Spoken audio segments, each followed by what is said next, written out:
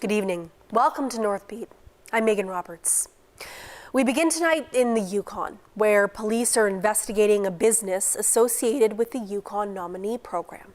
And as Gabrielle Plonka reports, the investigation now involves the Yukon government. Yukon RCMP searched the offices of economic development yesterday. A police spokesperson confirmed the investigation but refused to provide any further details. Meanwhile, a government source says the investigation is related to a business recently banned from the Yukon nominee program. Yukon Food Concepts was booted from the program in January because of serious employer violations. The company runs the Family Hotel and Antoinette's restaurant. An internal memo about the police search was emailed to department employees on Tuesday. It said the department was cooperating with the police investigation. Staff were directed not to discuss the matter. They were told all questions should be referred to the RCMP. Gabrielle Plonka, CBC News, Whitehorse. A Northwest Territories MLA says drugs are going through the Yellowknife Airport and into more northern communities, and he wants it to stop. George Narasu says leaders in his communities have been asking if security measures can be brought in. He put that question to officials from the Department of Infrastructure today during a public briefing on the airport. Here's some of that exchange. But they are getting through, and is there any measures that, or future measures that the airport may take in terms of providing security for people heading to Inuvik or Norman Wells? Thank you, Mr. Chair. Very much. Deputy Minister, if you would. So that is under the mandate of the RCMP and through Justice, and it's something I will bring forward to the Deputy Minister of Justice after this meeting to bring that forward. As far as screening for the northern destinations is governed by CATSA, whether they make those decisions. At this point, those flights aren't going screened, and even if those flights are going screened, there's a limited detection for drugs, and normally they have to bring in drug dogs and stuff. And it is something we have had in the past. The RCMP I've been there quite often over the years to bring the dogs out and screen for drugs, and it's something that I do see that as a very valid point. In that, a lot of these communities, the only way you can get into in the summer months is by air. So if we're able to curb the bringing drugs in, that would be good for a healthy community. So it is something I'll bring forward, but it is under CATSA and the RCMP under their mandates. But happy to champion that. That the answer to a question from MLA George Narasu, who was asking how GNWT officials can stop the flow of drugs through the Yellowknife Airport. The toxic drug crisis in Hay River has some MLAs so concerned they want to bring back a police dog unit. Yesterday, Toonaday-Willowday MLA Richard Ajericon tabled a motion to increase RCMP presence in the town. The motion came as the NWT's Chief Public Health Officer issued a warning about more toxic drugs being found in Hay River. Dr. Cami Candola says her office has discovered meth mixed with brown crack cocaine. It's the first time they've detected that in Hay River, and it's just the latest in a mix of drugs that's causing concern. In the past, they've detected benzodiazepine and fentanyl. As for that MLA motion, it aims to recognize just how dire the situation is. It calls for a specific response from RCMP and the GNWT on the rise in crime in Hay River. The government has 120 days to respond. Late in April, some NWT patients with blood cancer found out about a big change to their care. They now had to travel to Alberta for hematology oncology services that were, up until then, offered in the territory. This announcement came less than a week before the first phase of these changes went into effect. And according to one NWT MLA, it created significant anxiety for patients. That MLA brought this issue up today in the NWT Legislative Assembly. Can the Minister of Health clarify the rationale behind Alberta Cancer Care's requirement that all blood cancer patients from the NWT travel to Alberta for blood work and treatment? Thank you. In April, we were notified by Alberta Health Services that effective May 1st, that they would no longer be providing virtual care and allowing for the hematology oncology patients here in Yellowknife to do their blood work. Under the standard of practice, they felt that their patients weren't being able to be serviced virtually, and so they made the decision to have all of the patients have to go to Alberta and be serviced through their oncology department. Thank you. So what measures is the minister taking to address the concerns raised by blood cancer patients? This is not sustainable for anybody, and so that I made sure that the department has come up with a plan. The plan is to work with Alberta Health because they are the drivers of what needs to be put in place, and that is being done right now with the department and Alberta Health Services. I'd like to know more of the detailed work with. Is this bringing an oncologist to the north? There's about 50 residents that are impacted and 11 residents receiving active cancer care. All of their plan of cares are different, and so what the ask is that because of the and we've all heard it in this house, the process of transferring blood work and records down to Alberta Health Services, well, their system doesn't speak to our system. That way the oncologists don't have the information, because when we send it down to them, it's not being entered into their system on a timely manner. So what they've done is they've asked to increase to have a dedicated hematology oncology and to have a dedicated oncology nurse for this program in order for it to be able to resolve the issue and then come up with a plan on how to make sure that we're running it again in the Northwest Territories. What is the timeline for this plan, Mr. Speaker? Alberta Health will have to recruit an oncologist, and then we will have to recruit an oncology nurse here in the territory to support that oncologist to ensure that this program is up and running again. I have asked to have it done as soon as it can be done, but I cannot push Alberta Health Services on how fast they can go. That was Lisa Semler, the NWT Minister of Health and Social Services. Inuit living outside Inuit Nunangat will soon be better incorporated into the work of Inuit Tapiriit Kanatami. The organization voted last week to create a subcommittee of the board to better include urban-based Inuit. No matter where Inuit lives, you're a member of a treaty organization, and you carry those associations with you no matter where you are in the country. So we have an obligation at ITK to ensure that our representation extends to wherever Inuit live and to better understand the needs of Inuit all across the country. We thought a subcommittee of our board that is tasked with canvassing and listening and then providing feedback and advice and perspectives to the ITK board from urban considerations would be incredibly helpful in the work that we do at the board. ITK also approved $285 million in federal funding over the next decade to help provide better access to healthcare, and more than $197 million over 7 years to address housing needs. Both funds are specific to Inuit Nunangat. A funky shop in Yellowknife is shutting down. Habitat for Humanity's Restore was a place where you could donate and buy a wide range of secondhand goods like power tools, building supplies, even old seats from the movie theater. But as the CBC's Leni Lambrink tells us, keeping it open these past few years has been a challenge. The Restore behind me here is looking a little bare these days. That's because the Yellowknifer, who kept it open the past 2 summers, stopped taking in donations last year. He knew it was likely going to be shut down, even though Habitat for Humanity's Northwest Territories only made it official last month. They say the Restore is hard to staff and doesn't make enough money. The Restore is only open seasonally, so it's been open. Depending on the year, it's usually open for anywhere from 1 to 4 months of the year out at the Yellowknife Solid Waste Facility. And over the past few years, we found that we received some CMHC funding. So we really decided to focus our efforts on the home builds.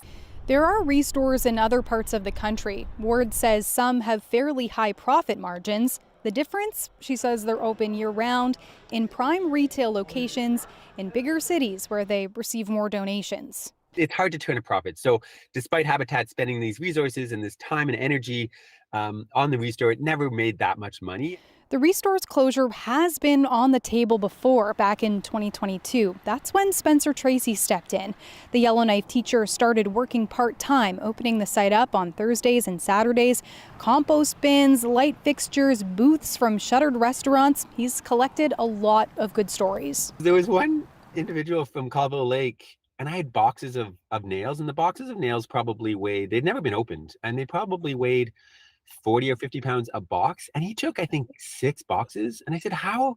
He's like, I'm going to fly these to Colville. And I was like, really? Like, you're going to put these on an aircraft? I'm like, these are really heavy. He's like, oh, it's worth it. He's like, you're selling them for $10 a box. In Colville Lake, they would be $200. But Tracy says working at the Restore part-time wasn't sustainable for him in the long term. He wants to spend his weekends with his wife and their 3 kids, so he's stepping away.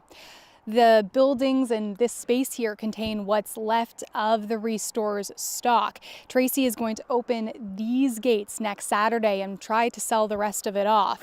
He does hope the city of Yellowknife keeps some of this infrastructure on site in case somebody wants to reopen the Restore in the years to come. Leanie Lambrink, CBC News, Yellowknife. Today marks the 80th anniversary of D-Day, the day the Allied soldiers landed on beaches in Normandy, France in the Second World War.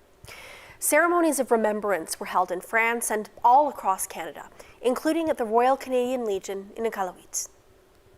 On behalf of the Royal Canadian Legion Branch 168, we thank you for being with us. Iqaluit and dignitaries were on hand for the ceremony. It started with speeches and continued outside at the cenotaph. Legion President John Graham has been an officer in the Canadian Reserve Forces since 1985. He says the Legion in Iqaluit has hosted Remembrance Day services since 1962, and he has personally taken part in 48 of them. It certainly is an honor, and for us as members of the Royal Canadian Legion, it's also our duty. It's our duty to maintain the traditions of remembrance. D-Day was an international effort with the participation of many countries, including Canada. Historians often refer to it as the beginning of the end of World War II. Wednesday night, June 7th, 1944. Dear Mom, just a few lines to tell you we are all okay. We flew mission number 10 on D-Day. That's just one of the veterans of that day speaking today in France.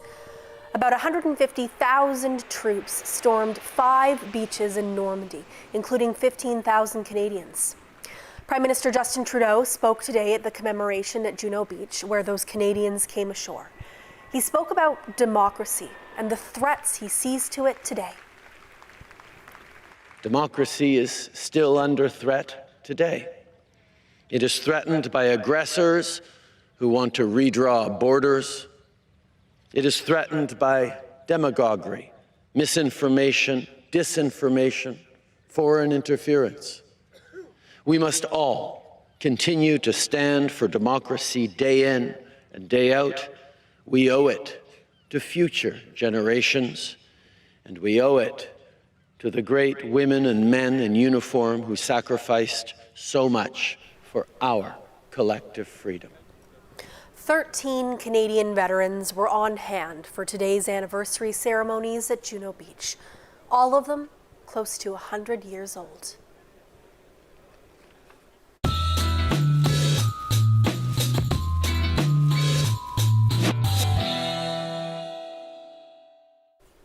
June is National Indigenous History Month, and our colleagues at CBC Indigenous are using it to highlight First Nations, Inuit, and Métis trailblazers.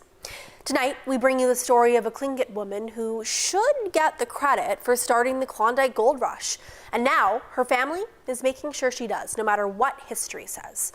CBC Indigenous reporter Jackie McKay traveled to Carcross, Yukon to bring us her story.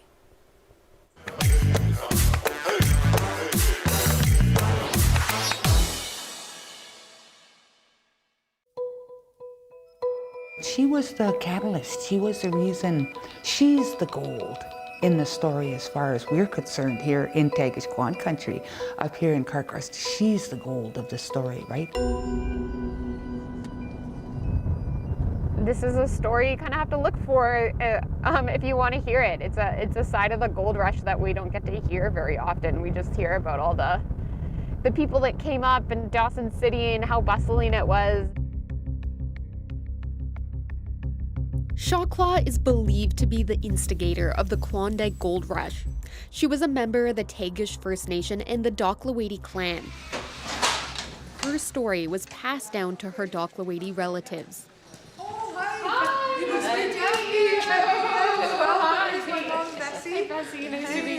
She's the reason the Klondike Gold Rush started. There's no doubt in my mind that her skills absolutely supported these men in their quest for gold. Shawclaw was raised here, around this area of Carcross, and was the middle child in a family of 8 siblings. Eventually, Shawclaw would become known as Kate Carmack, when she would marry a prospector who moved north to get rich. George Carmack moved quickly. At first, he married Shawclaw's relative, but she died just months after the marriage. So George married Shawclaw. And that's how clans would do it, so that no one was left behind. You know, if there was someone that could be paired with a widow, then they would do that. Eventually, Shawclaw and George left Carcross in search for gold, and they were gone for many years. Now this is where her famous brother, Skookum Jim, comes in. This is Shawclaw's great-grandniece, Gutstatine Bessie Jim. She shares the legend of Skookum Jim and how he received an important message before he went looking for his sister. As the story goes, he was ill and went to sit in the sun when he came upon a frog stuck in a hole. He put his cane down. They say that frog jumped on the end of it, and he put it up to the ground, and then he called those boys, "Take this frog to the water right away," he said. They run with it.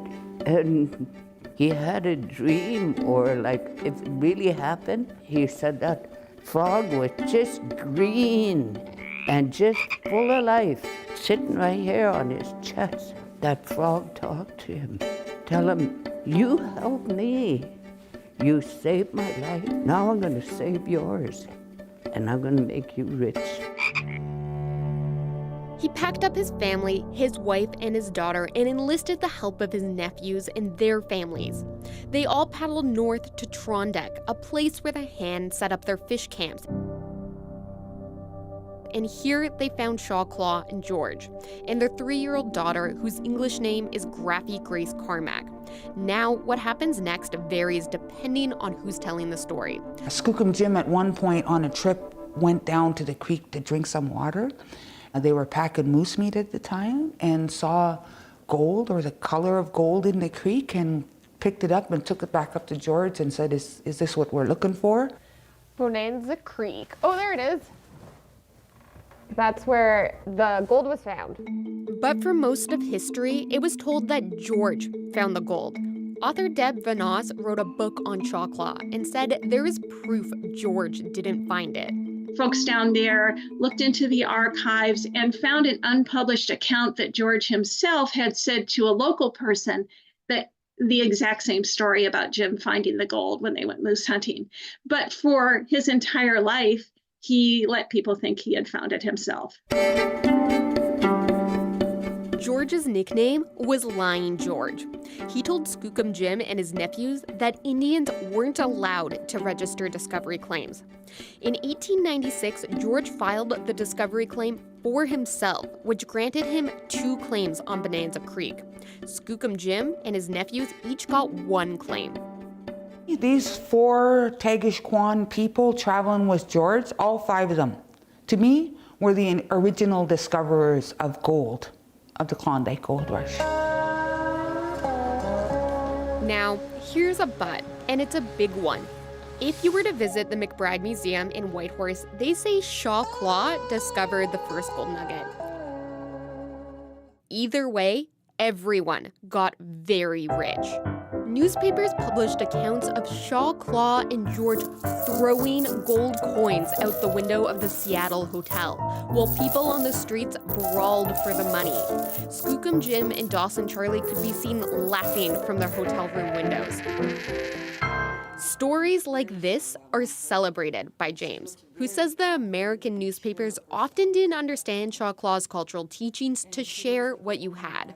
You're wealthy, rich, and an amazing leader if you give it all away. That's a part of our clan way.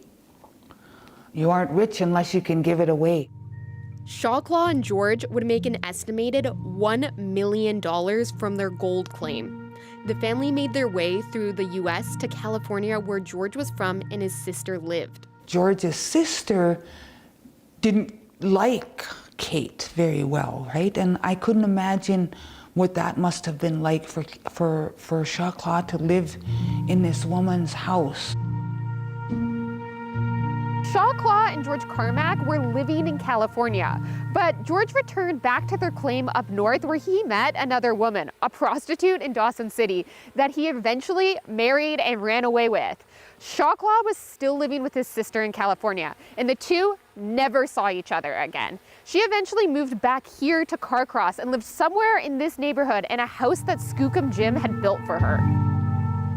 Shaw Claw was left with almost nothing from their fortune. She tried to take the legal route to get what she was owed from George, but their traditional marriage back in Carcross wasn't recognized by the court. At the time, it wouldn't be acknowledged that our ways of knowing and being actually meant something to anybody. Today, I think they would. Skookum Jim, Dachtawedi house in Carcross. Shaw Claw's family still had quite a bit of wealth. It came from Skookum Jim and her nephew's claims. But there's been a deep separation in the family ever since. When Shaw Claw's daughter was 16, she went to visit her father and his new wife Marguerite in Seattle. Graffy Grace had a child with Marguerite's brother, married him, and never returned to Carcross. Shaw Claw never met her grandson, who was named after Skookum Jim. Skookum Jim's memory lives on here, the Yukon's oldest Indigenous organization, called the Skookum Jim Friendship Center. It was built on a trust he left for his daughter. It still operates in Whitehorse today. Desiree Anderson, the Friendship Center's cultural program manager, says she came here as a child. A place where you can go to get help and support, whether it's for school, for employment, for cultural reconnection. Looking around the Yukon, though, you don't see the name Shaw Claw like you see her brother Skookum Jim's. She died in Carcross of the Spanish flu in 1920. The story of a woman whose resilience was amazing, and a woman who knew what her priorities were, and a woman who understood what true wealth was. And it wasn't the gold. It was her people, her family, her way of life. Shaw Claw, this beautiful woman who in our history blazed the trail through some pretty tough times and traumatic times for our people. Her story wasn't properly told. She wasn't properly acknowledged or respected, or was our culture and our ways at the time. We'll never know exactly who picked up that first gold nugget, but that moment changed the Yukon forever. And Shaw Claw never benefited from the gold rush in the same way the men she kept alive did, even though once she was the wealthiest Indigenous woman in the world. For CBC Indigenous, I'm Jackie McKay in Whitehorse. Today was day 2 of Hay River's Track and Field Championships. We're hearing no records have been broken yet, but it has been a great day despite the rain. The CBC's Carla Ulrich is there. Ended by around lunchtime, but it was pretty serious enough that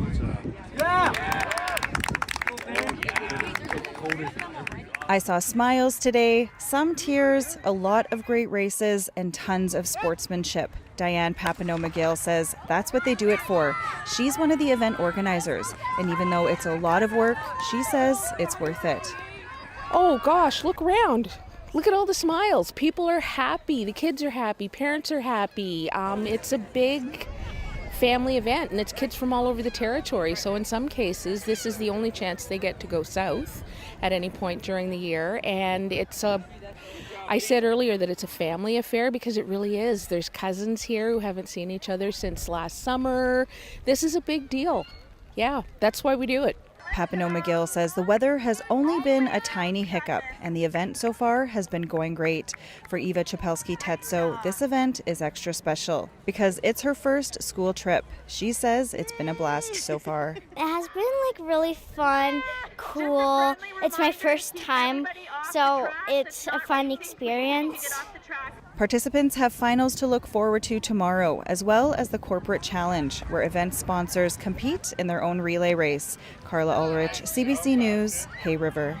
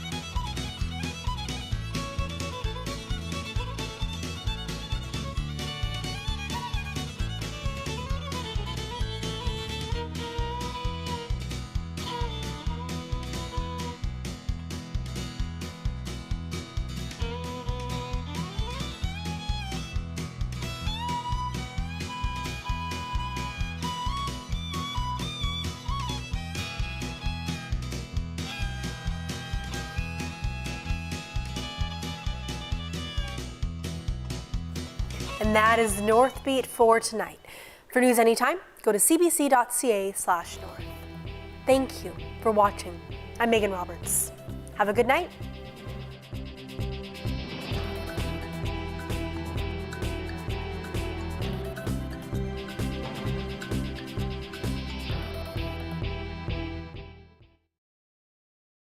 Are you ready to be entertained? Stand-up comedy, best comedians from across the globe. Oh, great. An incredible lineup. Canada. Are you ready? Oh. Are you kidding me? CBC's got the best in stand-up comedy. That's pretty unbelievable, man. It's a scam. It's a scam. No f***ing way. Ooh. It's a bit spicy. It'll change your life. Catch it all free on CBC Gem. Well done. Now give it up. Give it up. Give it up. What happens when we transform the country into one massive obstacle course? 20 total strangers are about to find out. Okay, game on. Relationships will be forged and crushed. I want to rip their heads off. In an all-out battle for glory. Oh my God! I'm glad that there's cameras around. Yeah, me too. Do it in, replay it. Only one thing's for sure. They are not ready for what's coming. Let's go, baby! It makes sense that they get a larger share, or does it? Welcome to the Greenbelt.